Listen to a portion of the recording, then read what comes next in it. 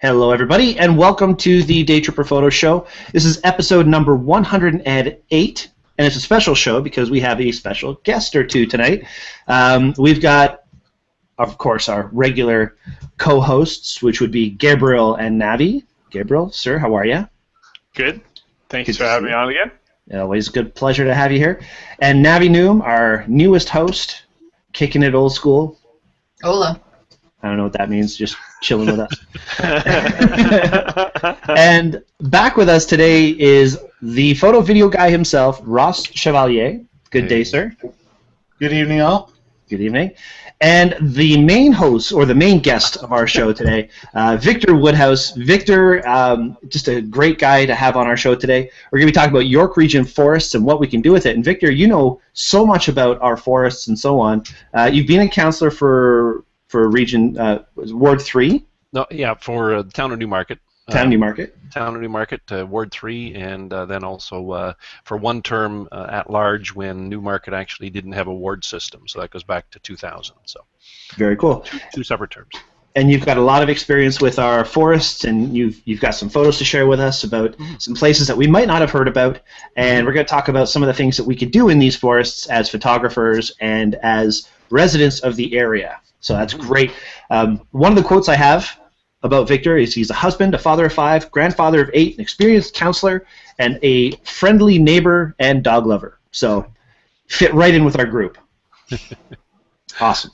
Excellent. So thank you for being on tonight, Victor. By the way, thank you. Oh, you're very welcome. Thanks for accepting. One of the things we're going to talk about is how to protect our forests, and what is being done to protect these forests and these natural green spaces. One of the quotes I got off of your website, Victor, is, in order for us to protect our standard of living in Newmarket, we must protect the remaining green space in our neighborhoods and ensure that it is ready for our families to use. And I totally agree with that.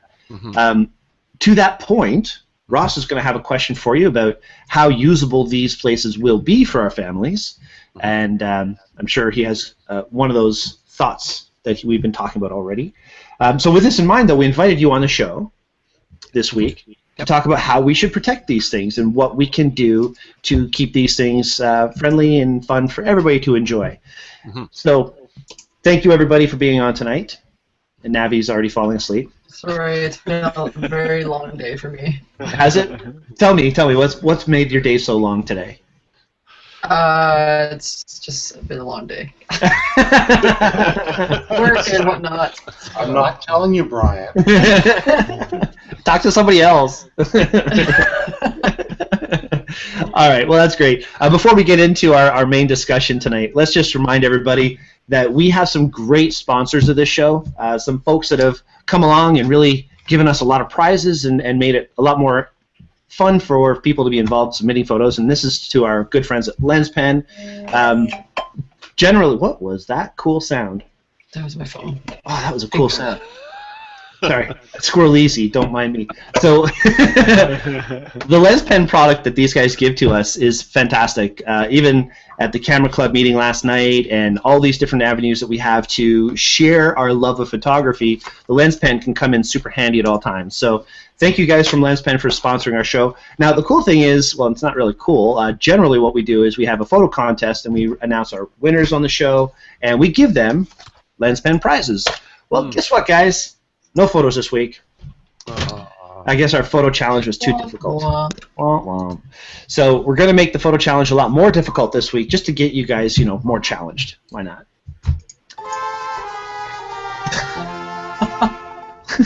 Perfect timing. All right, and for those of you who are going to watch our show after the fact on YouTube, don't forget to click like, subscribe, share this with your friends, let the world know that we're having a good time doing a show like this, and share the word. It's a lot of fun. Yeah. Okay, so let's get to it, guys. We're talking about York Region forests. Now, why is this an issue that we even need to get into on the show? First of all, it's almost winter. Well, it is winter. So who's going to go out there and enjoy these forests in the wintertime? Well, I tell you what, right now, I'm looking outside. There's no snow yet. It's not really, really that cold. I mean, this is Canada, right, guys? It gets a lot colder than it is today.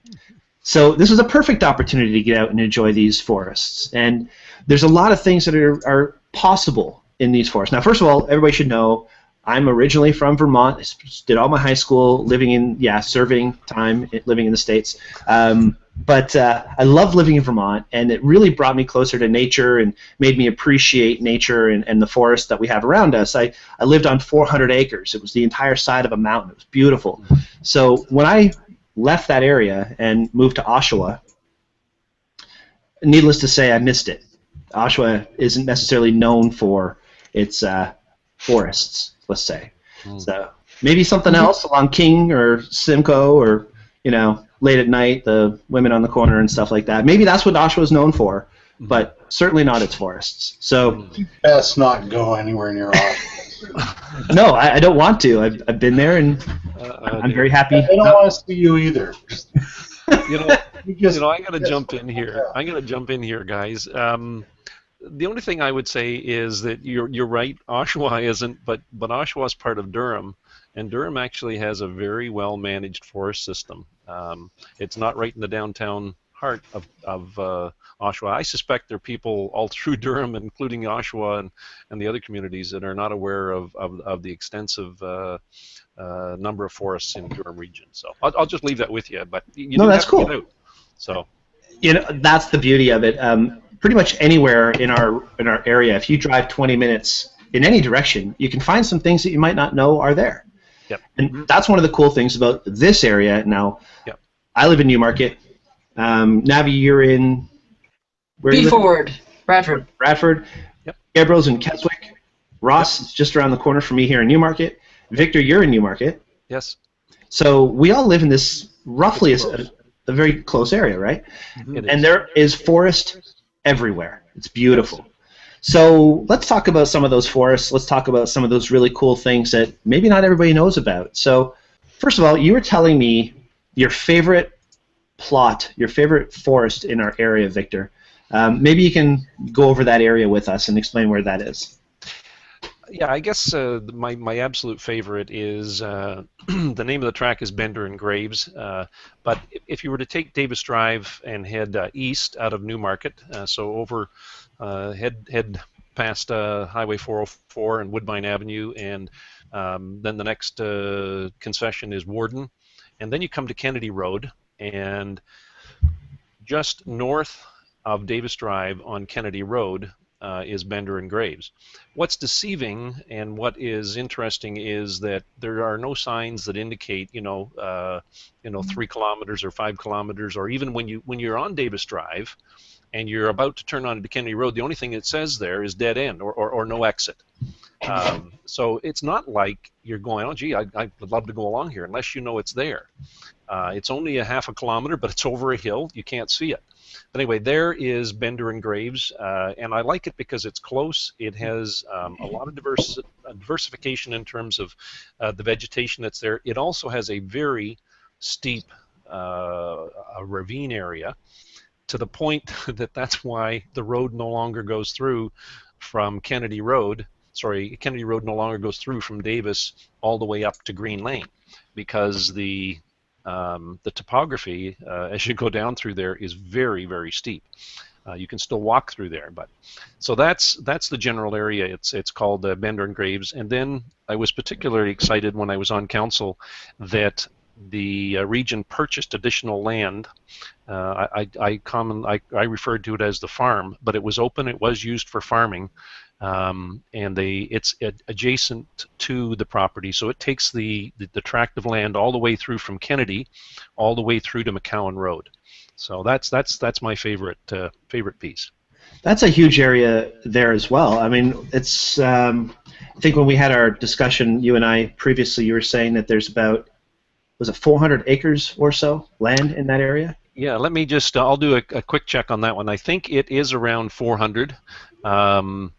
It is actually, I don't need that. I know where I can look for it. But yeah, it is. I've got my little book here. I'll tell you quickly here. So while you're doing that, yep. One of the things that I've always wondered is like the history of these green spaces. I noticed you shared a photo earlier today, and I think that was established in the 40s, late 40s. It said 1946 or something.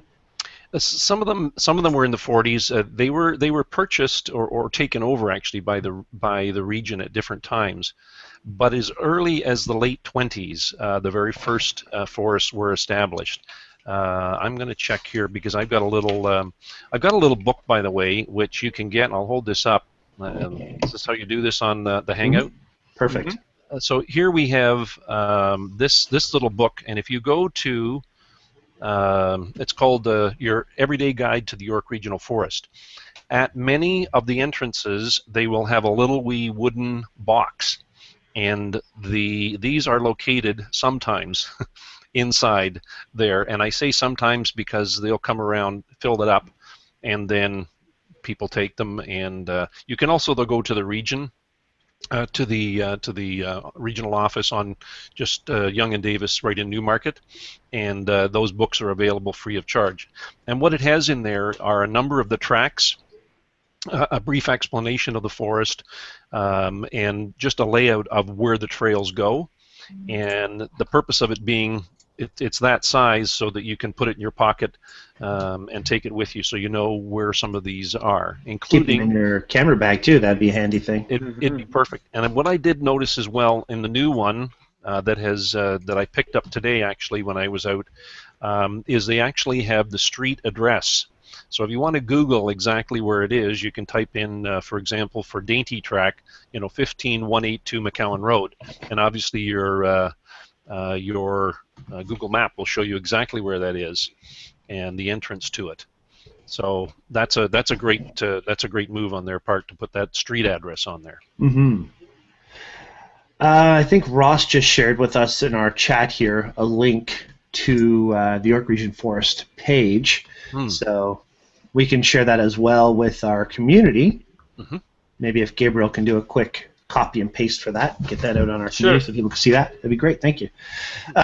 Okay, so excellent area, and it's a great local area to get to. Now, one of the things that we should mention about these areas, especially places like Bender and Graves, is this is a leash-free environment. So if you want to bring your dog and have your dog run around, I mean, this is an area where you don't necessarily have to leash your dog, keep him right beside you. He can have a little bit of freedom and run around and have some fun. Yes.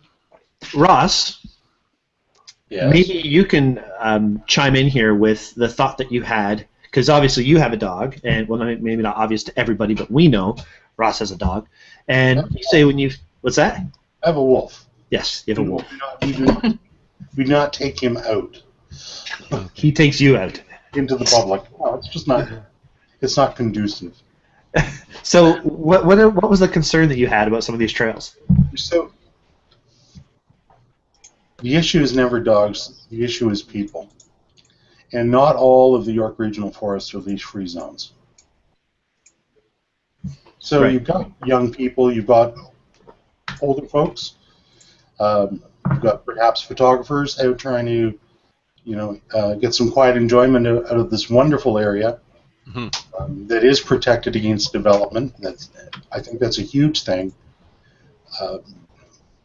But you've got these irresponsible folks who let their dogs run free. They jump on up on people. They knock kids over. They jump up on you when you're making photographs, and they leave rivers of dog crap everywhere, and the owners don't pick up after them. So I don't have an issue with dogs. I have an issue with people.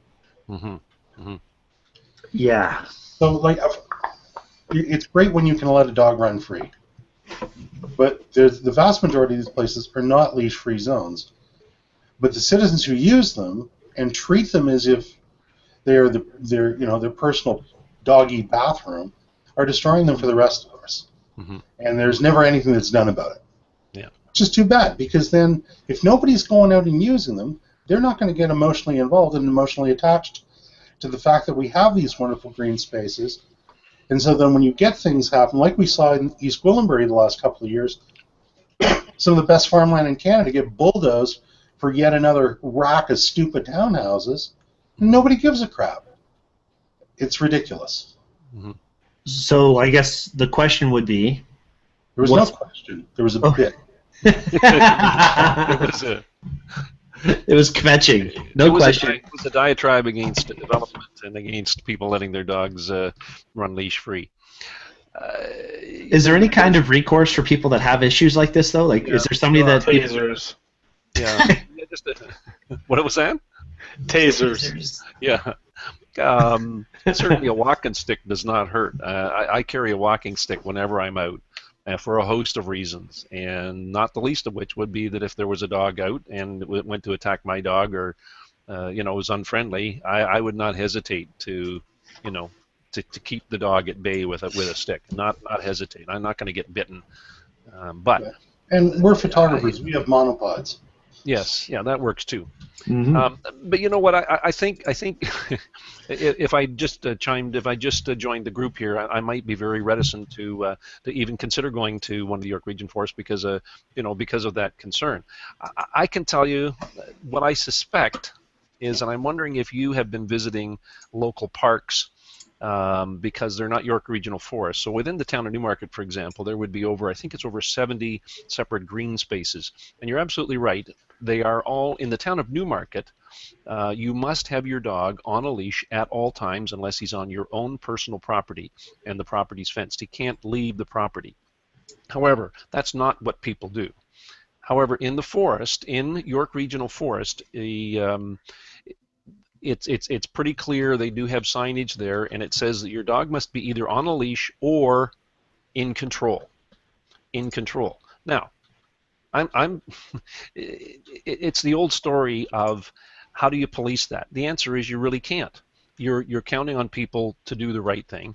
But I'm also going to say I've walked in the forest on a regular basis, and it is pretty rare that I encounter a dog that comes charging at me.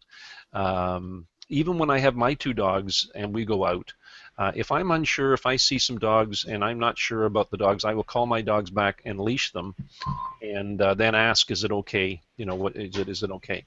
But there was one area I went to that just seemed to have a lot more dogs than other ones, and that was the Eldred King, which is a large area, and there's a nice pond there. And the day that we went on a Saturday, there was just a ton of dogs around, and one family in particular which had 2 or 3 dogs, and they were not kept in check. But that is always the responsibility of the dog owner, no matter where they are. If a dog bites somebody or is aggressive, it is always the responsibility of the dog owner. There's a liability issue there, always. In a leash-free dog park, okay, does not allow the individual to get away from dog poop, picking up dog poop, or if a dog bites somebody or somebody else. So that's leash-free doesn't mean Lord of the Flies. It does not. It does Social not. norms still pertain. Okay. Or that's the popular illusion. Yeah, I agree. I am cognizant of the difference between town of Newmarket and York Region. I was speaking specifically of, in fact, one of the examples you cited, the Eldred King Woodlands. Yep. There's another one off Ravenshoe, Southside Ravenshoe. Same deal. Yes. Yeah, that's okay. And so, you know what? Certain areas seem to attract a lot of people with dogs that for some reason shouldn't be out in public, or if they're out in public, they should be leashed. I'm totally in agreement with you. The dog poop issue. And the dogs too. The dog should also be leashed. The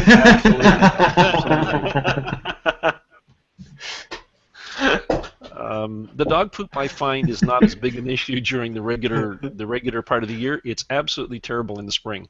Oh yeah, right. Everybody's letting dog poop everywhere, and the same as in a backyard. All of a sudden, the snow uncovers all the dog poop. So, but you know what?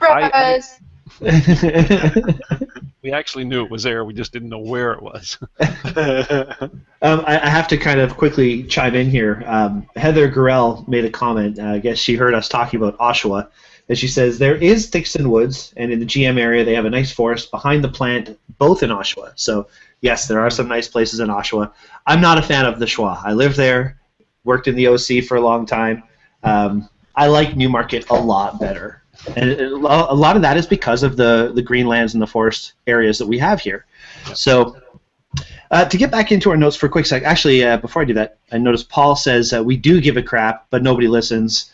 Big business wins. So don't know where that was in the conversation that he mentioned that, but I think there was a separate comment there about separate comment there about development in in Queensville, and you know what? That's a whole separate issue, and I don't. This isn't going to be the show for it. Right. And it's not a simple issue, but if the land is designated to be developed, and that's a separate issue. The forests have been not only retained by the region, but they've been very, very well managed to a high international standard, and they also have continued to acquire lands. They've really looked after them. They keep the paths open. When there's disease, there's suppressed wood in there. They get in there and they manage it. So, why is this so important for the government, though, to have these green spaces?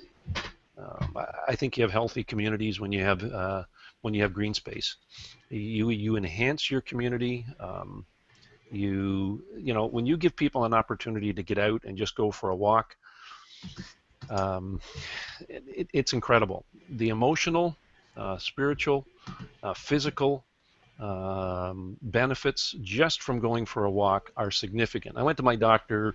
I was having a little trouble with cholesterol. This is a couple of years ago. And he said, I just came back from a conference in, actually this was a specialist, and he said, I came back from a conference in California, and he said, let me tell you what the takeaway was of the whole conference. He said, people need to get out and go for a walk.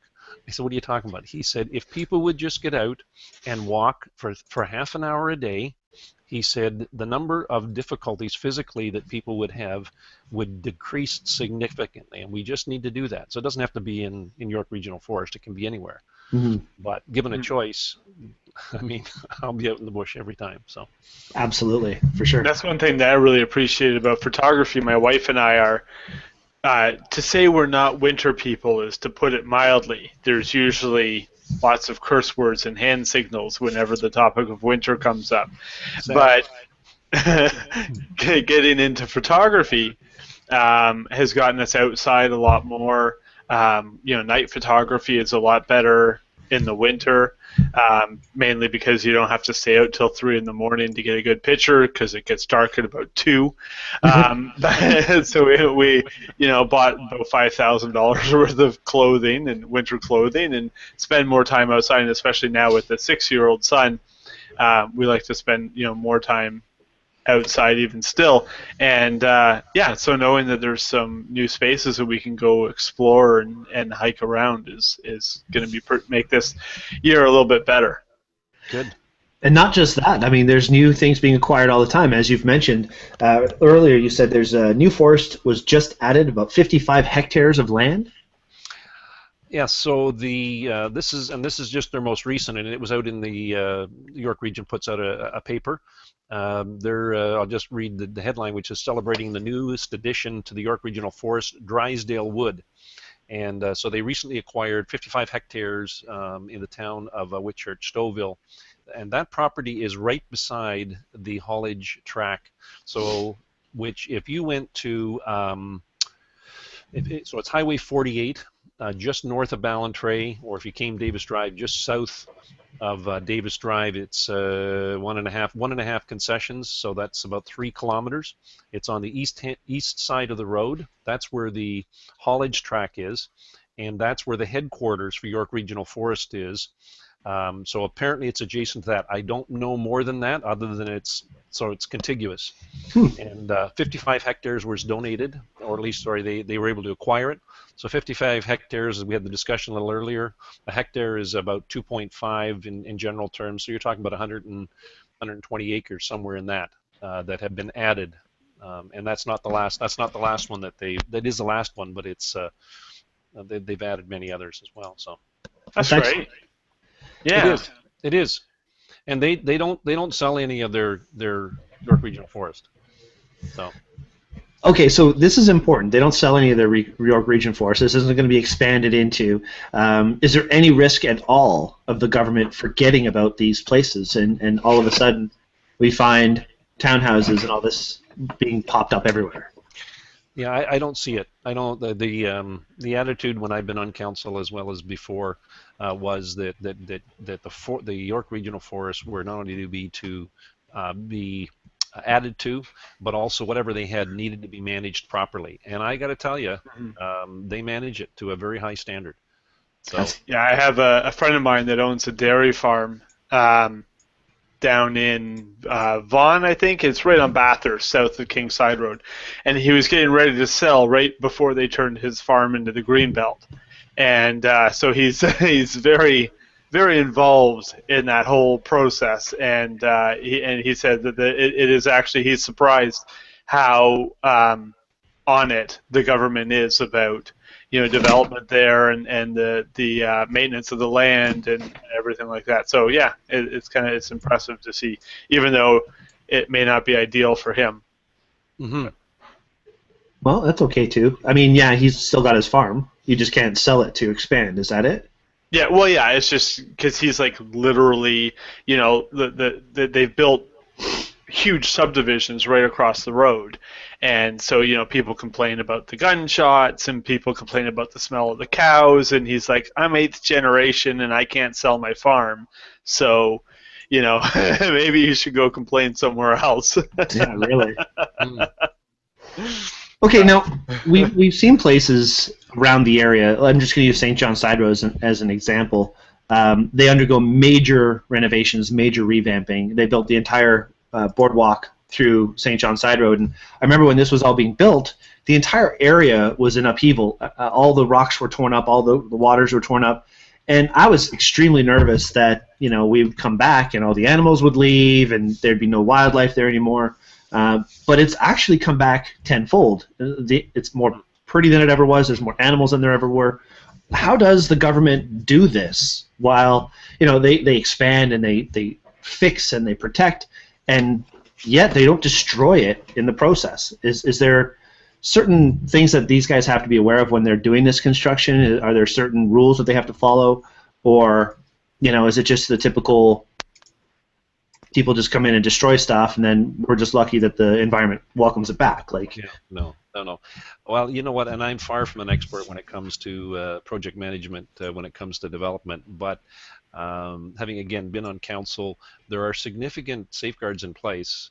One very little sign that you'll see a black silt fence go up around a development, and that's to prevent anything from whatever they're doing on the property leaching out and to back into a water course. That's just one, and sometimes you'll see it done doubly, because sometimes you can get something happen. There's a whole host of things that they do. It is not done in isolation, and again, the reason is that they don't want to, grass and certain other plants and small trees can be taken down. You can take them out and they will regrow. I mean, part of the natural life of the forest is that it will regrow. There are some people who say, my goodness, what are you doing cutting trees down? Well, you need to cut down trees in order to allow the ones that are there to grow bigger and stronger. That is good forest management. And you also cut out selectively certain types of trees, because you may want to encourage a hardwood when you've got nothing but a softwood forest, and that diversification is important.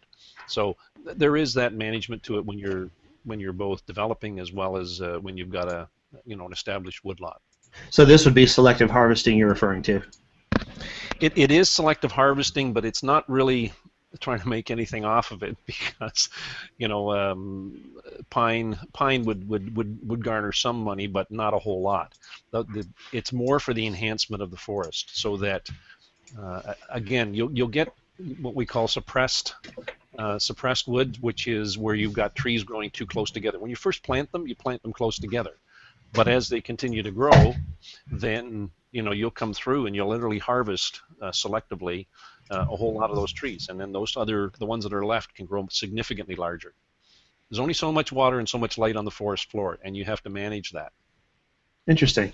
You never really. If you don't, you will end up with very small, thin trees that are not healthy. You can do it. You can leave it, and there will be a natural occurrence. If you get a wind, it'll knock a whole pile of them down, and so on. But there are better ways to manage a woodlot. So it also helps reduce the risk of fire. When you've got healthier trees and you've got more space. I mean, it's as you say, it's good forest management. Yeah, it's like anything else. It's like anything else. You need to manage it, and it's not always what people think. But anyway, they've done a good job as far as I'm concerned. An excellent job. Very good. This is a question that I'm really asking for Navi and for Gabriel. Things that they do would require nice wide open places to shoot, wedding engagement shoots, bridal things. Navi, have you got some things that you love to shoot that a forest area would be very helpful? And second part of the question is, do you know of any places in this area, or would you like to ask Victor if there are any places? Yeah, I usually do engagement shoots and sometimes outdoor family shots. I've been to a couple. I don't remember what what they're called, but the one you were mentioning that was down on Davis just before Major Mac. I think I've been there. I think I've been there before. I think you're talking about earlier in the show. Yeah, Bender and Graves. Yeah, is there like a teepee somewhere in that area? No. Not that I'm familiar with. Okay, never I mind. think I know which one you're talking about. Yeah. Okay. No. That was just the peyote speaking. There's no real teepee out there. Swing. There was another one. There was no teepee, and it was just like super tall trees, and it had that fence that you were mentioning before the show, I think. Yeah, it's great because it's like there's a path, you can kind of walk around and enjoy the scene, and it's always really nice and quiet. And some people who are super shy, it works great for them because they're not surrounded by people at a park or something like that. So I usually like doing that kind of stuff there. I'm always curious to find new places that might offer something a little bit different. So I'm kind of just like, if I happen to drive by it, I'll try to make note of it. But I don't know if you recommend any places that would be cool. Yeah, I would, and I'm going to suggest that certainly with this group and others, that if you wanted, I'd be happy to just show you. We can go in one vehicle. We'll be friendly to the environment, and I can show you some of the woodlots, and we can even just go in briefly, and you can kind of get a sense of the tract of land just by walking in, shortly, and then coming back out. Or you can. What I do know, and Ross was very pointed out, the difference is when you take a photographer, it's like taking a birder with you. Okay, if you want to go for a walk, forget it. Okay, you're not going for a walk. You're going to either take photos or you're going to look for birds. My two oldest sons have turned into birders, and it's a whole different dynamic when they're with us. They go, "What's that? What's that? What's that?" So. Takes you an hour to walk. What would take 10 minutes normally. Right. I was going to say 2 hours later you've gone 20 feet. Yeah. Yeah. Yeah. So you know what we did? Maybe I can just show one shot here. Let's see if I can get this. We go to the forest. My kids have grown up in the forest. No, they haven't. We went out regularly for a walk, and so. They've come to appreciate the forest. So I'm going to just share this one picture here. This is did I do that right, Ross? Yeah, it's showing there now. Okay. So this is our family this past Thanksgiving. This actually combines a few things. This is some of the wood that was harvested, and it's sitting close to the entrance.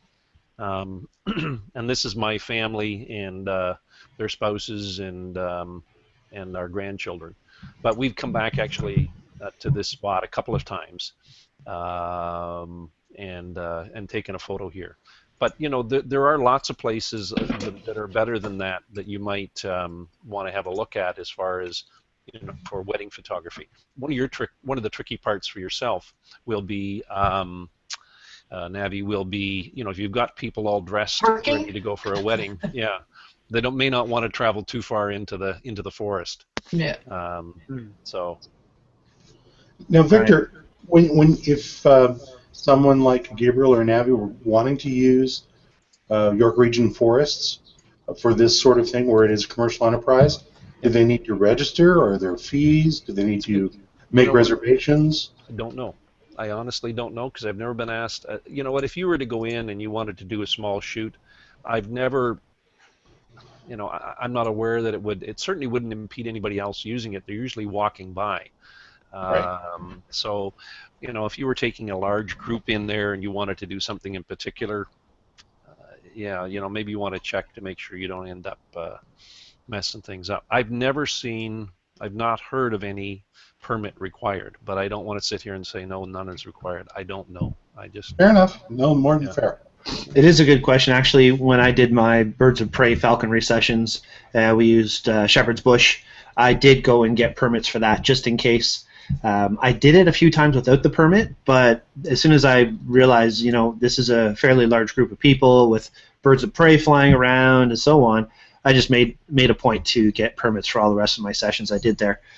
I don't think for a wedding, for anything that Navi or Gabriel would do, that they would need to get too much into that, because you're not talking about whole bridal parties. You're talking about maybe 1 or 2 or 3 or 4 people. Yeah, right? usually if it's like if it's like a public space, normally for weddings, if it's like a public park or something, they do usually require. But when it's just an engagement shoot, or just looks like you're just walking around with your friends taking photos, I've never had to get that. But some places when they see anybody in a wedding dress, it's they're asking you, where's your permit, before you can even put the camera to your face. So it just depends, I guess, on the place. You know what? I will occasionally, I'm going to say once in about 30 or 40 times, do I bump into a York Regional employee in the bush. It's pretty rare. I saw a truck in. You know what? They're in and they're through. If they're working, they're in the bush. They're keeping the path clear or whatever they do. But there is, it's not busy most of the time. If you go if you go on a Thanksgiving weekend, okay, yeah, you're gonna have a number of groups through, like number of people through, families, but nothing official. Anyway, most of the time it's not a crowded environment. So that's been my experience, and I'm out fairly regularly in a lot of different tracks. So. Heather also mentioned about Thornton Bales, or otherwise known as 99 Steps. It's a beautiful area just off of Mulock, I believe. What are you giggling about? No, if you ever go to 99 Steps, take a look at the steps. My parents used to let us ride down those in the winter on a GT. Like, I went back there after like 20 years with my now wife, and I got to the top and I looked down and I'm like, oh my God, they must have hated us. They were literally trying to decrease our numbers. And you're older now, so climbing back up is no fun. Yeah. That's what decreases our numbers now, is getting back up. Yeah, right. But that's an awesome area, a really, really beautiful area. It's really pretty. After the first snowfall of the year, when the leaves are still orange on the ground and so on, the snow falls, it's just a really pretty place.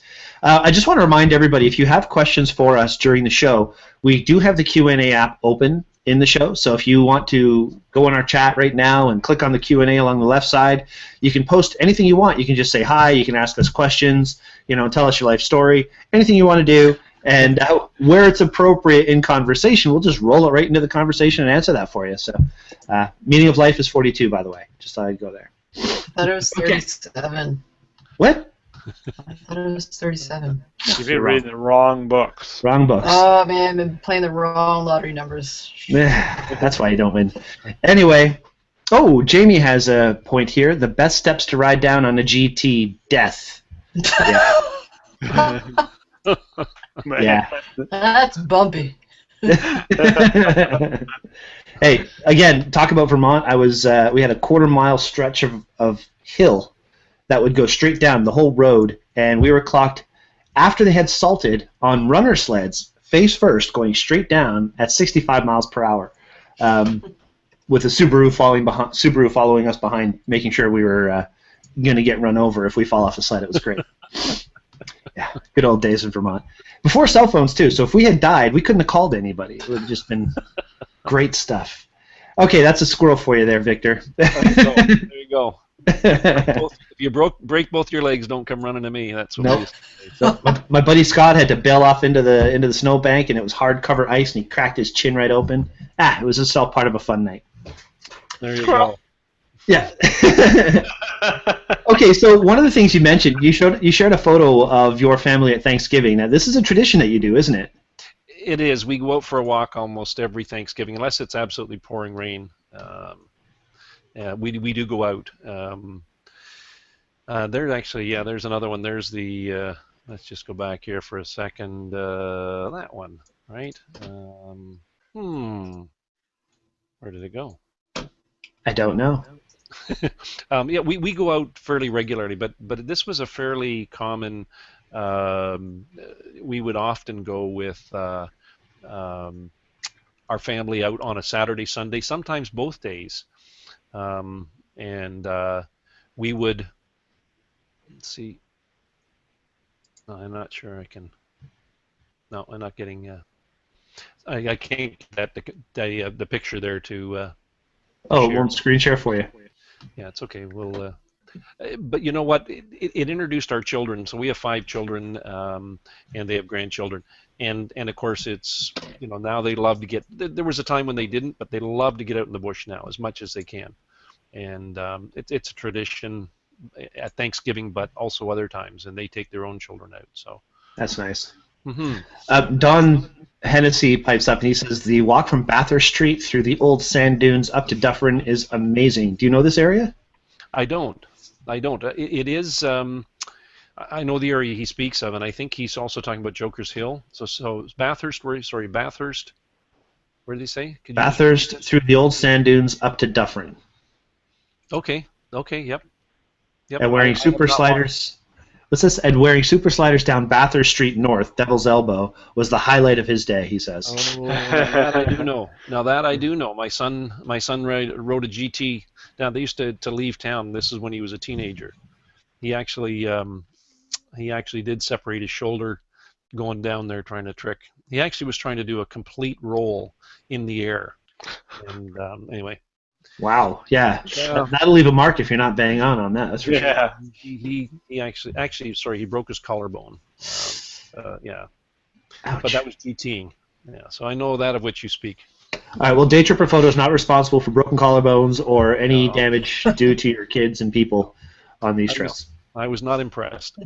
You were not impressed. I wonder how he felt. Get a lot of sympathy, I can tell you that. He was old enough to know better, and he'd been told. But anyway, he survived. It's all right. Builds character. Jamie Delaney says York Region forest areas with stream bridge crossings, moving water photo ops. Mm-hmm. There's a lot of that. There's actually quite a few really nice little brooks and streams and interesting composition areas for that. Yeah, let me see if I've got some for you, because I should have some here. Sure. And Don says, yes, Thornton Bales and Joker Hill. Now, Joker Hill is an area that I've actually run Daytripper photo sessions at. Beautiful area. It's about 800 hectares of land, I believe, in there. Also protected. Joker's Hill, yes. Yeah, Joker's Hill. And there's 2 sides to that. There's a public area, and then there's the private area. And we were lucky enough to be able to go onto the private area a few times. One time for our meteor shower that wasn't. Remember that, guys? Oh, Yeah. that was cold. So what's you got here, Victor? Yeah, so this is a walkway in through some of the wet areas. So this is actually So if you went to Bender and Graves, if you went Kennedy Road north, there's the unopened road allowance goes all the way through, as I said, to Green Lane. If you went just straight ahead on the unopened road allowance, there at the bottom of the one of the ravines is this little bridge. There's a couple other shots that are right there, though, as well.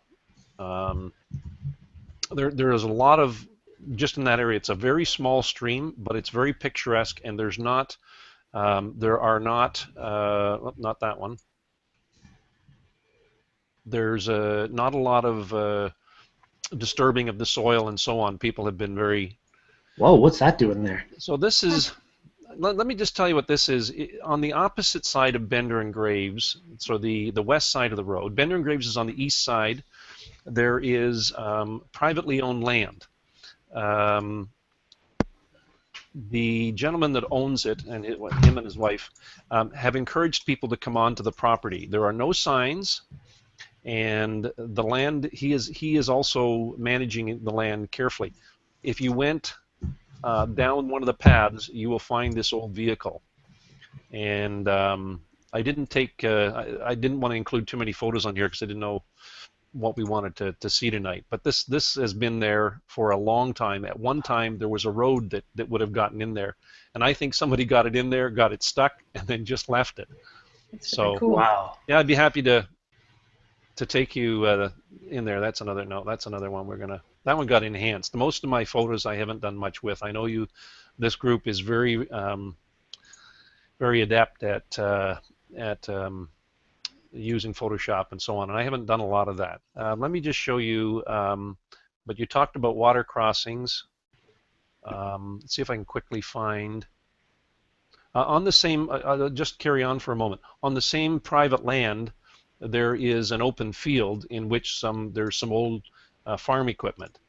And again, I've actually talked to the owner a number of times, and he encourages people to come on. He doesn't want people to come in and use the land inappropriately, such as building a little fort or a tent.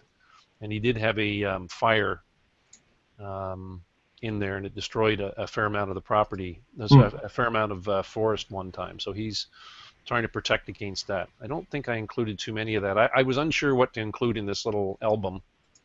Trying to see where that water course is, though. Here it is. This is what I was looking for. Down at the bottom of that hill, there is, at the bottom of the Kennedy Road unopened road allowance, is this little stream. And I would strongly encourage you to go during the winter. You know, I ended up enhancing it. That's not very good. Sorry. It's all right. It's all good. But you know, the water course that's there, it's extremely clean. It's there's a lot. If you want to walk back in a little bit and don't mind, you know, brushing past some fairly thick cedars, then there's lots of opportunity. Looks like some pileated woodpecker action in there too. On that. Yes, there are. As the trees die, they have there's a lot of you know, birds working their way through the trees. It's all part of the natural cycle. Mm-hmm. So it's beautiful. It is. And that's actually there. That's the bridge. There's the bridge that goes across this very small waterway. But of course, in any water course, once you get to a little bit of spring or some good runoff, you need to have a much longer run at getting across the stream than just the water course, because it floods pretty easily through there. So that's part of the challenge. It's all good. It is. You need to go, if you're going to go out to the bush. The one thing you need to do is you need to dress appropriately. And you don't have to overdress, but you need to have good footwear.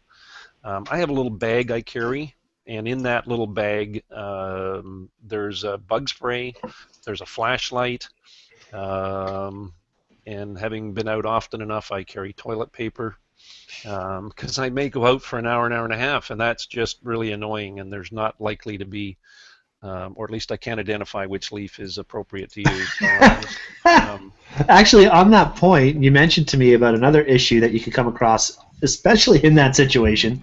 Poison ivy is out there, so this is something that people should be aware of when you're walking through the... Aware. And it is right on the website. The poison ivy. It's and I'm sure you're aware, but if it, you know, if it looks like, if it's 3, then let it be. So 3 leaves are the key. But you know what? Be very careful about putting your hand in and among any bushes or anything that you're not aware of. I actually carry hand cleaner, an alcohol-based hand cleaner, and if I accidentally brush something, I immediately just wipe my hands. That's only because something like poison ivy, of course, once it starts to get on you, it's nasty. I don't mind dirt, and I don't mind bugs, and I don't mind getting wet, but I don't like poison ivy. It's one thing I've never had a problem with. I mentioned to you when we had our meeting, I'm immune to poison ivy. I could roll around in it like a bathtub. Really? Yeah, no problem. Oh. That's weird. Sure didn't happen. This is weird. Yeah, I know, it's totally weird. I've tested it a few times.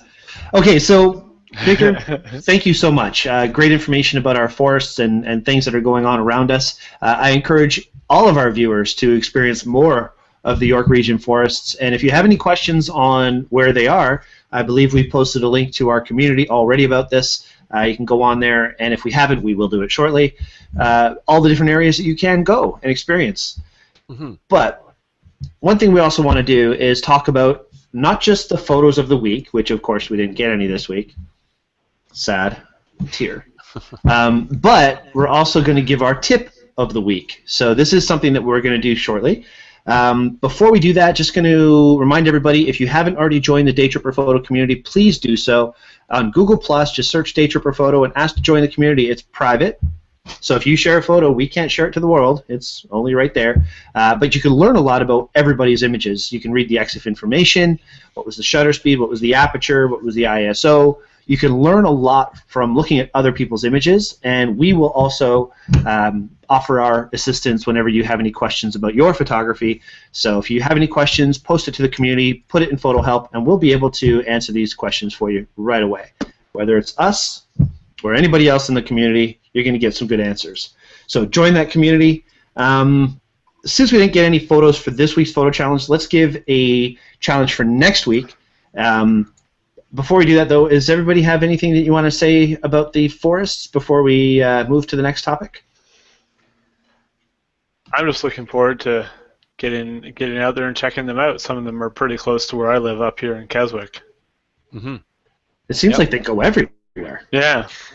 Yeah, so if you want to, in a general rule, I think just as I mentioned, the Highway 48, and the basic history of how the forest came about was that when the settlers came to the area, they obviously, in order to farm, took the trees off, only to find out that immediately beneath the trees there was only a very thin layer of topsoil, and so very susceptible to the wind and the water erosion.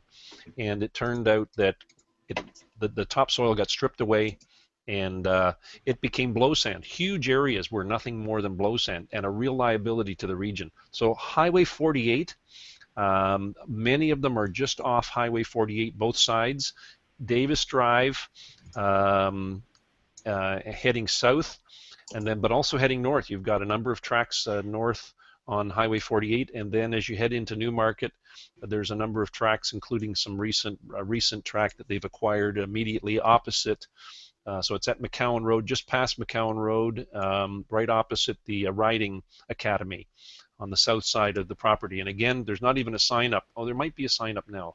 Anyway, but again, just the yellow dot on the fence and the whole parking lot. I'm not sure why the parking lot's there, but it's not open. So one of the stories you mentioned to me was how when you just explained the erosion that had gone on, they had to use snowplows.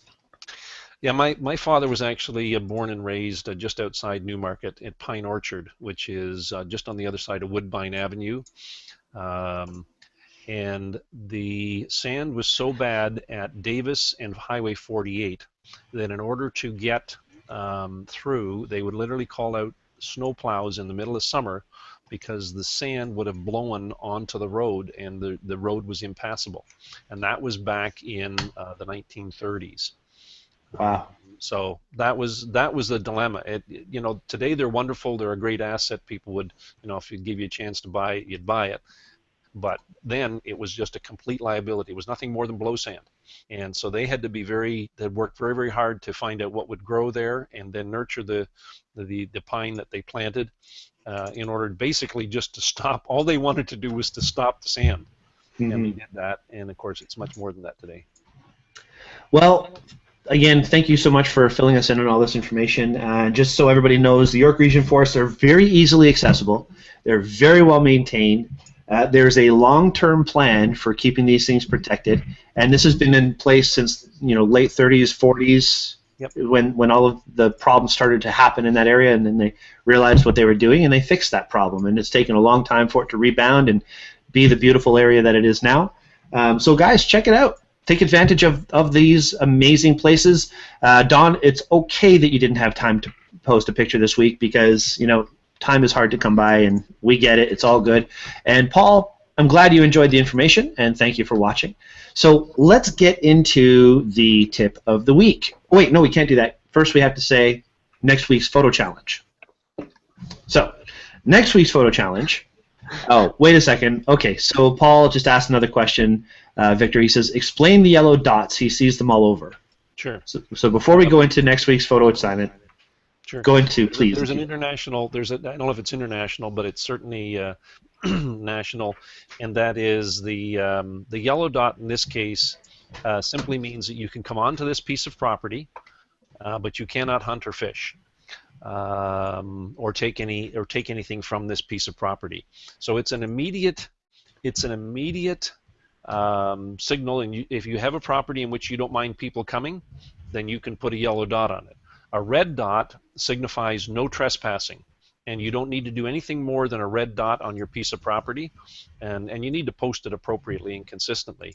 But a red dot means no trespassing on this property. A green, which I've never seen, basically means you can come onto this property should you choose to, and you can hunt and fish on it. So Excellent. But the yellow is you're allowed to come on. You don't need anybody's permission, but you can't hunt, fish, or take anything from the property. Take only pictures, leave only footprints. Correct. Correct. And speaking of leaving, I find them generally very clean. I find that there's the odd bit of garbage, often closer to the road where people have come in. But for the most part, the properties are very well kept. And certainly I pick up, if you see something there, you just pick it up and take it with you. Yeah, I've done that myself a couple times. But speaking of leaving, the good doctor has to make his exit today. So Ross, thank you so much for being on the show tonight. We really appreciate you taking the time. Good evening, everyone. Peace. Peace, my friend. Bye. All right. Love that guy. Absolutely. He's just he sometimes the way that he asks questions or brings points up, it's just, how come I couldn't think to say it that way? I just love having Ross around. All right. So let's go into our photo challenge for next week. As people know, we are giving 2 photo challenges now. One which would be something that most people could do. It's not really anything you have to think too hard about. It's just kind of a nice theme that will get you out shooting. And the other would be something where you might have to put a little more thought into it, maybe interpret things a little differently. So for the general challenge this week, it's going to be learning. However you want to take a picture representing learning. Shouldn't be too... Yeah, it's just, it could be... What are you thinking, Gabriel? Basically, Jaden in tears screaming over his homework, which is the nightly experience. So I'll just be like, okay, now really feel it. Click, click, click, click, click. Next we're going to do math. Perfect. So take Gabriel's advice and make your kids scream. Or for your children. Yeah. And then for the advanced challenge this week, it's going to be After Effects. So After Effects for the advanced, learning for the everybody challenge, and we hope to see some photos this week, guys. If not, let's just give us more time to babble on and squirrel. Should be all fine. You can take a selfie of you learning Adobe After Effects. Ooh, that's rolling everything. Wow, your brain works in mysterious ways. All right, guys. So I'm going to give a quick tip this week based on some stuff that we learned from Ben Wilmore at the Kelby One live training session in Toronto a few weeks ago. He was talking about a lot of different things, but one of those really cool things that I find is extremely useful and functional for most photographers who have Photoshop and so on is a tool called the pen tool. Not the pencil, the pen tool. So I'm going to do a screen share here, and I'm going to show you what the pen tool is all about. And here you go. So I just happen to have, I'm going to present this to everybody. There we go. I just happen to have my Photoshop open here. You can see my mouse there. So the pen tool is something that we use to either select a curved edge or a straight edge. So as you see here in this little button, we have straight edges and we have curved edges. And with the pen tool, we can isolate these things and create a vector, what's the word I'm looking for? Vector mask? Vector mask, exactly. So we can get the background out of the photo. You can see that there's white in the background here. So if I were to copy and paste this entire image, it would be a square image, even though the circle part is all I really want. So by creating these vector masks with the pen tool, we can get rid of the square and just make it a clear background. So I'm going to do a quick little how-to here, how to do that. It shouldn't take too long. So along the side here in Photoshop, we have all of our tools, and this tool right here is the pen tool. So if I hold that down, you can see it says pen tool and freeform pen tool, all kinds of different things. It's not showing that, is it? It's not showing. You may have to share the entire monitor, not just there we go. Photoshop. This should do it. No, I'm getting the screen of death. Whoa. Whoa, isn't that fun? Let's try another one window here. Maybe it's this one. There we go. Of infinity. And get rid of that. And there's the notes. Yay. All right. There we go. There we go. Okay, so now let me just delete that. Here we go. So if I hold down the pen tool, you should see words. Yes, it worked. Hurrah. All right, so here we are. Use the pen tool. Now, the pen tool is interesting. Now, the way Ben Wilmore explained it, if you click in a spot and then draw like little ants walking across the line, and of course when he said that, he threw me right off. I couldn't get the little ants reference. Little ants, they walk all over the place. I don't know what they're talking about. Marching ants. Marching ants. Yeah. What he was trying to say is if you take that little leading line, and I'm pressing and holding here, you can see how I'm moving it all around? If you take that leading line and just kind of trace the edge a little bit that you're going to be going on, you don't have to make a long bar, just a very short one. And then you go to the next spot, and then you trace the edge just a little bit. You can see what I'm doing there? And I'm just going to go to the next spot, click, hold, and then trace just a little bit. And one more right over here, and then just trace and hold a little bit. So right now I've created 4 points, and I just need to finish those points by clicking on the last dot one more time. So I've got a triangle over this image. Now, obviously it's not round, but there's ways to fix that. So I'm going to click off of what I've created. Actually, let's not do that first. First, I'm going to choose the selection tool, which is this white arrow right over here. And I'm going to choose not path selection, but the direct selection tool. So the direct selection tool is a white arrow. Path selection is a black arrow. We're going for the white arrow here. I'm just going to click off of that. And now I can actually just go in here, grab that little guy, and create a curve by pulling on it and bending it to the form that I need. Just like that. And I'm going to go to the next one, do the same thing. Just like that. This doesn't take long at all, does it, guys? As long as I remember to click the button. There we go. Go to the next one.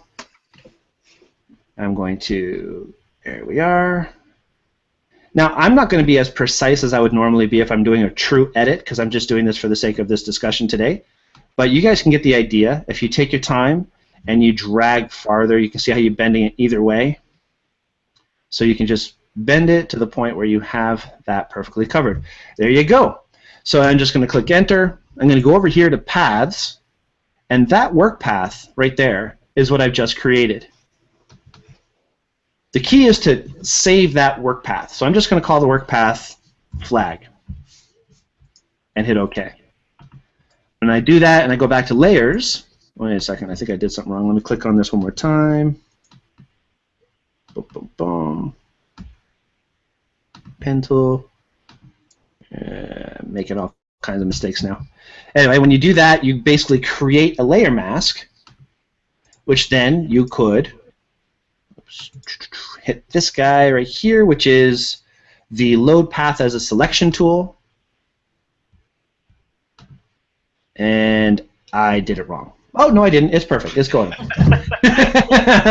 I've got the little crawling ants. There they are. You see that? Very nice.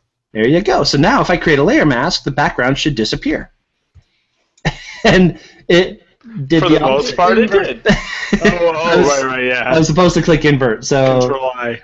Yes, select Control-I or just hit the inverse right here. Then I'm going to do my layer mask, and then the background disappears. So now I've created a round thing, which I can copy and paste to different places with no background whatsoever. Now, you may not be doing this exact thing of a Canadian flag, but this tool, this pen tool, can apply to anything that you want to select and eliminate the background of. And again, all I did was grab the pen tool, click in 4 spots, conform the curves to the areas that I want them by pulling on those little leads, and save the path to a name, created right here this little layer mask, made the little walking ants. I went back to my layer masked that, and boom, the background was gone. So this can apply to anything you want to do. If you want to create buttons for yourself, if you want to extract a certain thing from an image, anything you want to do. And that's the pen tool. Very basic. Cool. Not bad, eh? Not bad.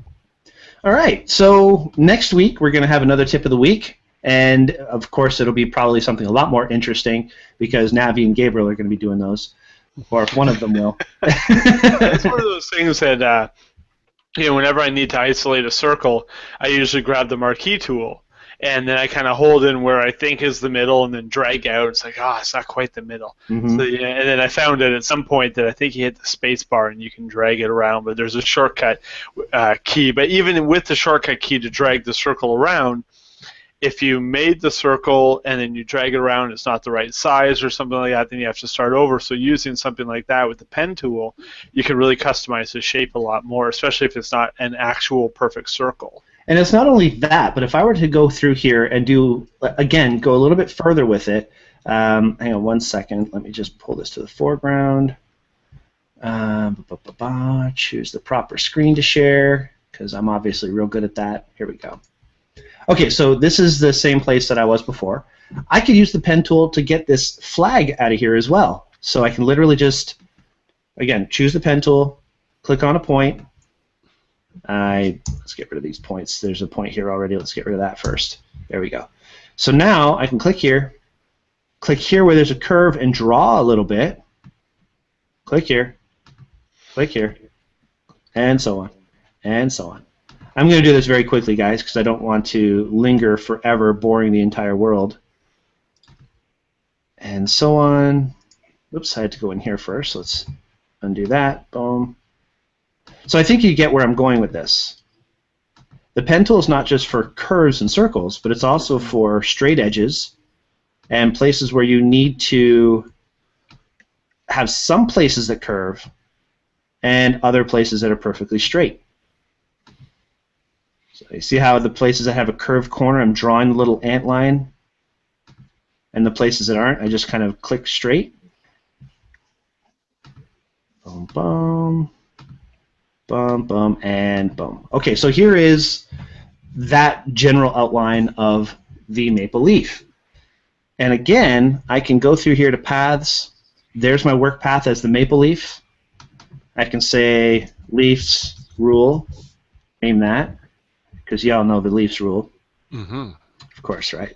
And that's exactly why I'm not wearing my Maple Leaf headphones. Because I know I get flack. Okay, and then I go back and I choose the direct selection tool. Sorry, first I have to make the dotted lines, choose the direct selection tool, and I can literally just bend these points now anywhere I want them to go, if I wanted to.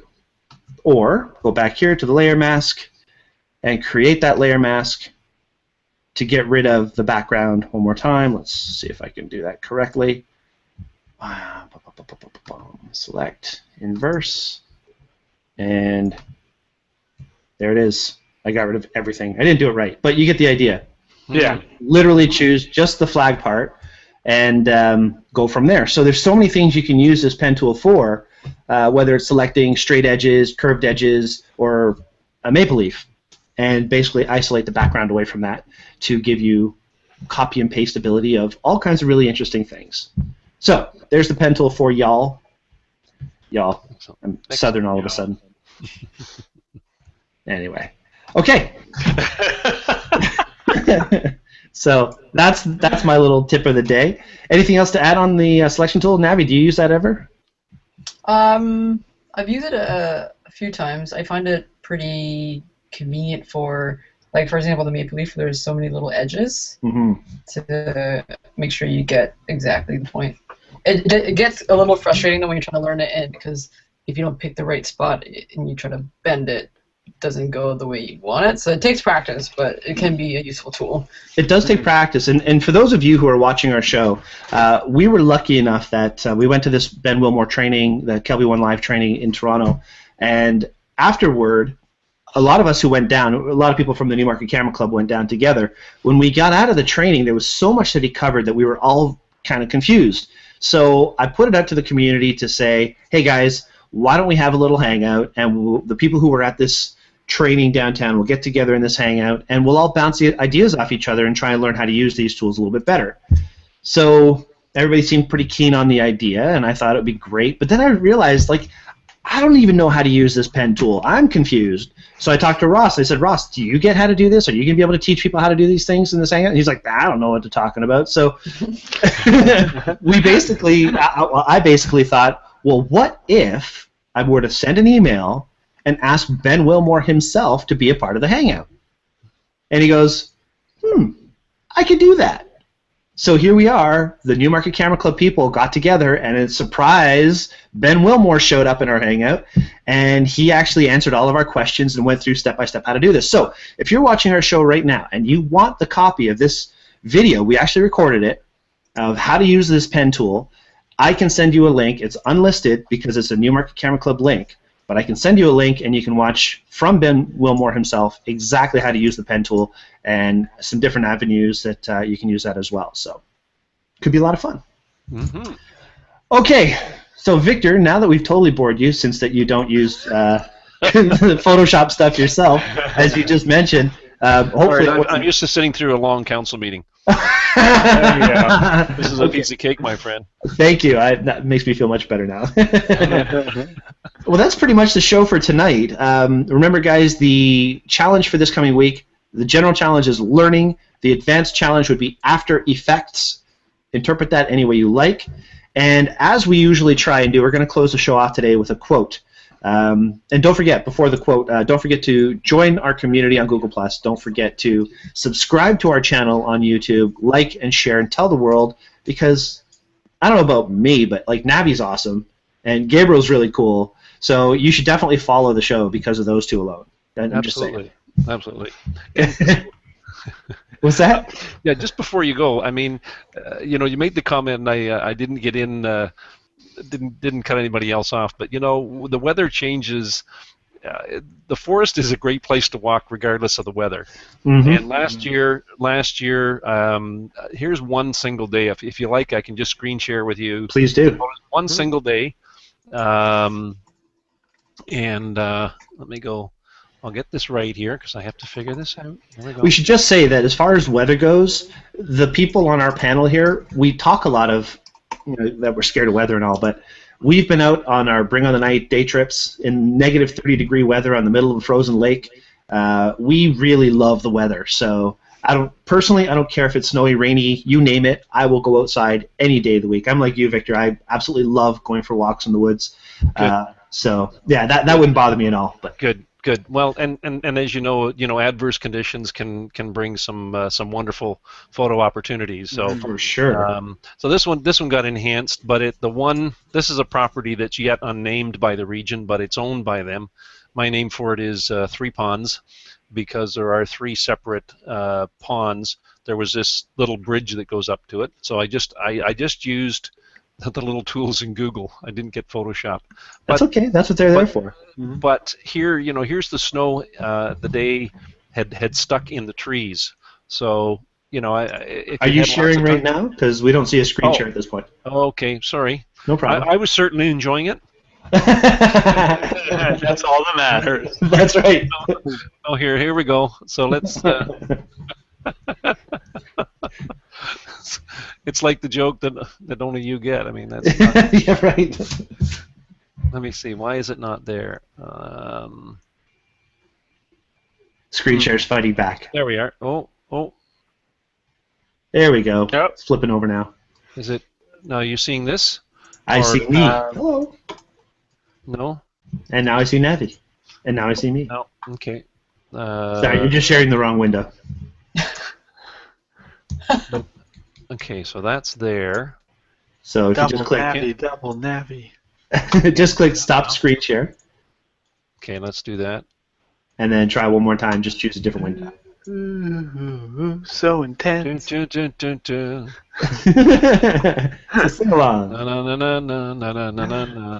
This is the joys of live TV. Yes. It's not coming up. I don't know why. Oh, okay. All right, sorry guys. No worries. I'll forgive you. It's okay. That's good. I need to be forgiven often. We just got a comment from Don. Don says, there was a time when Newmarket ended at Eagle Street on the south side and north side of Davis Drive. North of Huron Heights was all green space. It's nice to know that there is still green spaces to go to. And this is what I felt too. Since I've lived in Newmarket, the population has expanded like crazy. Buildings have just popped up everywhere. I used to go for drives down St. John Side Road with my wife. Used to live in Aurora. And just go for a drive up St. John Side Road, and it felt like we were in the middle of nowhere. Now, it's impossible. I mean, there's houses everywhere. So it's kind of frustrating. And part of it is, and again, I'm not on council, I don't make any of the decisions, but the fact is that the province, the municipality, so Newmarket, is a creature of the province, meaning that we really don't, if they say there needs to be 120,000 people eventually in Newmarket, that's how many people we got to fit in here, and we have to determine, where they're going to go. So, anyway, but they can also, which they've done, which the province has done, you've got the Oak Ridges Marine, you've got some of the other green belt space, and some of that will be protected as long as we keep our wits about us and don't allow